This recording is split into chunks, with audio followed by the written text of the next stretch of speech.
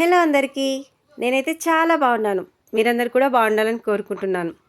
చేపల పులుసు తెలంగాణ స్టైల్లో ఎలా చేసుకోవాలనేది ఈరోజు వీడియోలో మా చిన్నక్క చేసే ప్రాసెస్ ఎలా ఉంటుందనేది వీడియో మీతో షేర్ చేసుకోవాలనుకుంటున్నాను. వీడియో ఎక్కడ కూడా స్కిప్ చేయకుండా చూస్తే ఇంతమందికైనా గ్రేవీ చిక్కగా వచ్చేలాగా ఎలా సరిపోతుంది అనేది వీడియో ఎక్కడ కూడా స్కిప్ చేయకుండా చూస్తే మీకు అర్థమైపోతుంది. ముందుగా నీచు వాసన రాకుండా ఉండడానికి నూనె, సాల్ట్ అయితే చేపల ముక్కలకన్నీ పట్టించి ట్యాప్ వాటర్తో 2-3 టైమ్స్ అయితే మంచిగా వాష్ చేసేసుకోండి. అప్పుడైతే స్మెల్ అస్సలు కూడా రాకుండా ఉంటుంది. చేపలు తినని వాళ్ళు కూడా మా చిన్నక్క చేసే ప్రాసెస్తో ఇలా చేసుకొని తిన్నారంటే లైఫ్ టైం తింటూనే ఉంటారు. మళ్ళీ మళ్ళీ కావాలని కూడా అంటారు. ముందుగా వాష్ చేసుకున్న తర్వాత మ్యారినేషన్ కోసం అనేది పసుపు, కారం, మీ రుచికి తగినంత కారం అయితే వేసుకోండి. మళ్ళీ పులుసులో కూడా మా అక్క సపరేట్గా వేస్తుంది కాబట్టి కొంచెం చూసుకొని వేసుకోండి.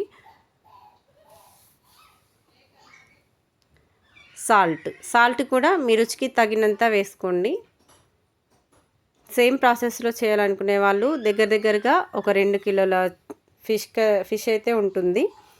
ఇదంతా కూడా చేపల కోసం మనం ముందుగా చింతపండు పులుసు అయితే నానబెట్టుకుంటాం కదా, చింతపండు ఆ పులుసుతోనే మా అక్క మ్యారినేషన్ కోసం మొత్తం ముక్కలన్నిటికీ పట్టించి మంచిగా ముక్కలకి అన్నీ కలిసేలాగా కలిపి నానబెట్టుకుంటుంది. ఎందుకంటే చేపలు అనేది నీచు వాసన రాకుండా ఉండడానికి ముందుగా వాష్ చేసింది కదా.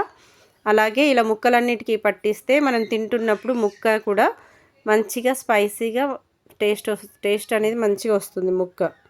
అందుకని చింతపండు పులుసుతోని ముక్కలన్నిటికీ బాగా పట్టించి ఇలా నానబెడుతుంది. సపరేట్గా దీనికి చేపల పులుసుకి మసాలా అనేది ఇదే స్పెషల్ అని చెప్పుకోవచ్చు. జీలకర్ర, మెంతులు, ధనియాలు ఇవన్నీ కూడా మంచిగా వేయించుకోవాలి. వేయించుకున్న తర్వాత సరిపడా ఆనియన్స్ అన్నీ కట్ చేసి పెట్టుకున్న తర్వాత మన మసాలా దినుసులన్నీ కూడా మిక్సీ పట్టేసుకోవాలి. అవి చల్లారేలోగా మనం ఆనియన్స్ అయితే మంచిగా వేయించుకుందాం. చేపల పులుసుకి ఇలా ఆనియన్స్ వేయించుకుంటే ఆ టేస్టే వేరే లెవెల్లో ఉంటుంది. అవి ఆనియన్స్ అన్నీ చల్లారేలోపు మనం ముందుగా చూపించిన మసాలా కూడా మిక్సీ పట్టేసుకోండి. ఈలోపు చింతపండు పులుసు కూడా గుజ్జు తీసేసి పులుసు చేసేసుకొని అందులో మీకు మన ముక్కలకు వేసుకున్నాం కదా, చూసుకొని మీకు టేస్ట్ తగినంత కారం, ఉప్పు అయితే వేసేసుకోండి. మనం ముందుగా పట్టుకున్న మసాలా పౌడర్ కూడా ఇందులో వేసేసుకొని మంచిగా కలిసేలాగా కలుపుకోండి. ఆనియన్స్ వేయించుకున్న కడాయిలోనే తగినంత ఆయిల్ అయితే వేసుకోండి. చేపల పులుసు ఏ పులుసు కర్రీ వండుకున్నా కూడా నూనె అయితే మంచిగానే పడుతుందండి. ముందే 2 కిలోల ఫిష్ కాబట్టి ఆయిల్ అనేది చాలానే పడుతుంది. చూసుకొని వేసుకోండి. జీలకర్ర వేసేసుకొని ఆయిల్ కాస్త హీట్ అయ్యాకనే వేసుకోండి. అప్పుడు మంచి స్మెల్ వస్తుంది. బండ పువ్వు అనేది చాలామంది స్కిప్ చేస్తూ ఉంటారు. ఈసారి అయితే ఒకసారి ఈ వీడియోలో చూపించినంతగా ప్రాసెస్ చేసుకోండి. మసాలా ముందు పట్టుకున్నాం కూడా బండ పువ్వు వేసుకున్న తర్వాత మసాలా వేసేసుకోండి. ఆనియన్ అంతా చల్లారాక ఆనియన్ అయితే పేస్ట్ పట్టేసుకుంది మా అక్క. ఇదంతా కూడా అందులో వేసేసి ఆల్రెడీ వేయించాం కాబట్టి ఎక్కువ వేయించాల్సిన అవసరం ఏం లేదు. ఒకసారి అయితే కలిపేసుకోండి. ఆనియన్ పేస్ట్ వేసుకున్న తర్వాత అల్లం వెల్లుల్లి పేస్ట్ ఎప్పటికప్పుడు ఫ్రెష్గా దంచి వేసుకుంటేనే బాగుంటుంది. ఇదంతా కూడా పచ్చివాసన పోయేలాగా మంచిగా వేగేలాగా కలుపుకోండి. కాసేపు మంచిగా గోలిన తర్వాతే పసుపు అయితే వేసుకోవాలి. అల్లం వెల్లుల్లి పేస్ట్ ఎప్పటికప్పుడు నూరి స్పెషల్గా వేసుకుంటేనే టేస్ట్ అనేది సూపర్గా ఉంటుంది.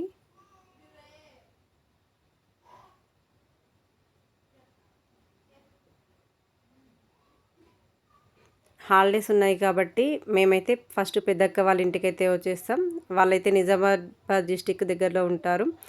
అల్లం వెల్లుల్లి పేస్ట్ మంచిగా గోలాక పసుపు అయితే వేసేసుకోండి. మా పాపకి హాలిడేస్ ఉన్నాయి, స్కూల్ ఉన్నప్పుడు ఎలాగో వీలు కాదు కాబట్టి హాలిడేస్లో ఎటైనా వెళ్దామంటే అక్క వాళ్ళ దగ్గరికి అయితే వచ్చాము. అక్కడికి మా చిన్నక్క వాళ్ళు కూడా వచ్చారు. చిన్నక్కనే ఎక్కువ అందరికీ ఎక్కువ క్వాంటిటీ అయినా ఎక్కువ మందికైనా చేసి పెట్టేంత కెపాసిటీ ఒక మా చిన్నక్కకే ఉంది. సో అక్కనే చేసింది.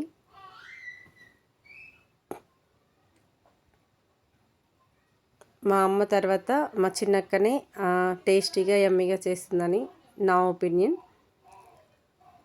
ముందుగా మ్యారినేషన్ చేసుకున్న ఫిష్ ముక్కలన్నీ కూడా ఈ ఆయిల్లో వేసుకోవాలి.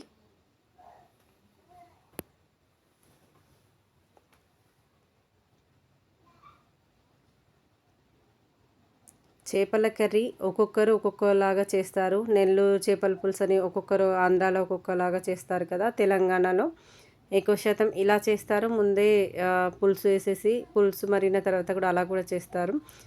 ఒక్కొక్క ప్రాసెస్ ఒక్కొక్కలాగా ఉంటుంది. వీలైతే నేను ఆ ప్రాసెస్ కూడా చూపించడానికి ట్రై చేస్తారు. ముక్కలన్నీ వేసుకున్న తర్వాత మిగిలిన మసాలా ఉంటుంది కదా, అదంతా కూడా వేసేసుకొని మంచిగా ఈవెన్గా కలుపుకోండి. కాకపోతే అన్ని కర్రీస్లో కలుపుకున్నట్టు కాకుండా చేపల కర్రీ ముక్కలు విరిగిపోయే ఛాన్స్ ఉంటుంది కాబట్టి ఇలా వీడియోలో మా అక్క చూపించిన విధంగా క్లాత్ అయితే పట్టుకొని తింపడానికి ట్రై చేయండి. అలా మంచిగా తింపి ముక్కలకు కదలకుండా స్పూన్తో అలా పైన అనడానికి ట్రై చేయండి. ఎందుకంటే ముక్క విరిగిపోతే అంత మంచి అనిపించదు ఫిష్ కర్రీ. కాసేపు అయితే మూత పెట్టేసుకొని మంచిగా గోలనివ్వాలి. ఇలా చేస్తే కూడా నీచు వాసన అస్సలు రాదండి. అలా స్మెల్ వస్తుంది తినను అనేవాళ్ళు కూడా ఈ ప్రాసెస్ చేసి పెడితే మంచిగా తింటారు. స్పూన్ అయితే ఎక్కువ పెట్టకుండా ఇలా క్లాత్తోనే కలుపుతూ ఉండండి.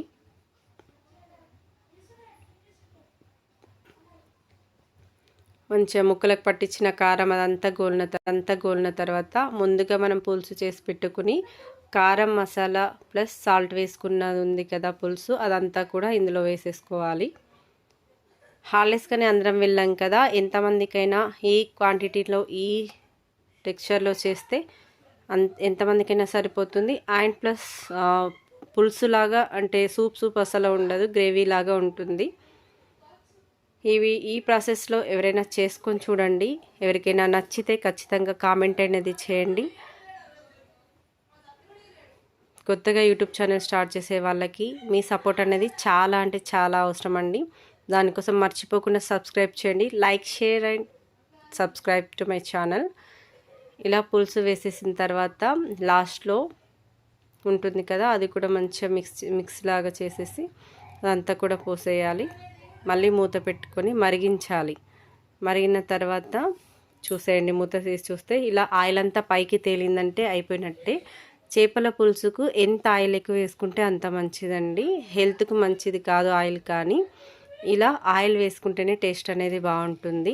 ఎప్పుడో ఒకసారి ఫిష్ కర్రీ తింటాం కాబట్టి అప్పుడప్పుడు ఇలా తింటే ఏం కాదండి. ఇదంతా కూడా సర్వింగ్ బౌల్లోకి షిఫ్ట్ అయితే చేసేసుకోండి. లాస్ట్లో కొత్తిమీర చేసేసుకుంటే అంతే అండి, సింపుల్. ఇలాంటి మరెన్నో వీడియోస్ కోసం నా ఛానల్ అయితే తప్పకుండా సబ్స్క్రైబ్ చేయండి.